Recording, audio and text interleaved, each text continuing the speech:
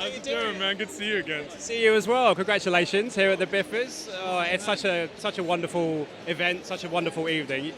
It's nice to be outside. It is. I mean, like, I was nominated and his house was nominated loads last year, and it was such a shame that because of the global pandemic, we weren't able to be here to celebrate together. Yeah, I wanted to ask you about your film last year, because obviously you released it in the pandemic. Obviously, I know it had Netflix, but you did get to see it with an audience, I can imagine, and to do all of this stuff. It must be nice to at least be here this year, even though the film didn't get to do what it maybe could have done last year. Yeah, I mean, it's not about us this year. We're here to celebrate all the wonderful films. Like, I was just stood next to the Pirates guys, and I was like, oh my God, so gassed. Yeah, they're all wicked. But yeah, we're not vicariously living through them this year because we didn't get one last year, but it is always wonderful to be in person where you connect with people and see people and bump into people, you know, and celebrate together. How important for you is something like BIFA? Because these films need as much oxygen as they can get. There's so many big budget movies these days. There's a backlog of films from last year that still haven't been released.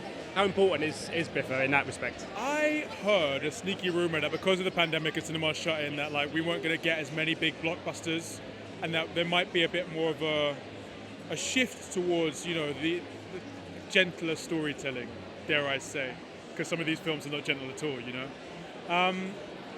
And I think it's so important that they are recognised for their value as well, and that they are funded and invested in, because some of the stories that are on display tonight that we're celebrating are just fantastic and wouldn't be given the opportunity if we were only making big Marvel movies, which I love, by the way.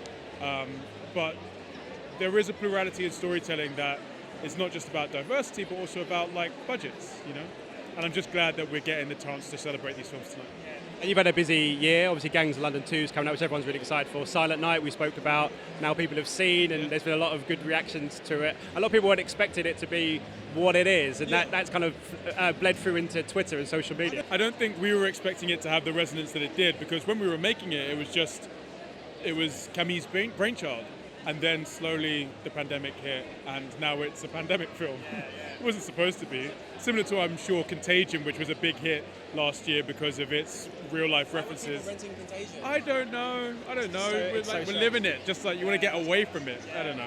And also, Gangs of London 2 is going to come out. There's such a huge push on social media for this show because, as you said before, it was released in the pandemic, so people got to absorb it maybe differently than they would before. How excited are you to show people what you've done in season 2? Because season 2 is usually where things evolve a little bit.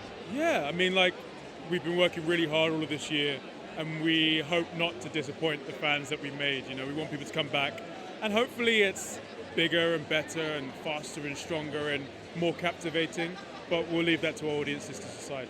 Ladies and gentlemen, you're watching Hey You Guys! Hey You Guys, huh? Hey, you guys. Is that from the Goonies? It is indeed, yes. Nice. Hey!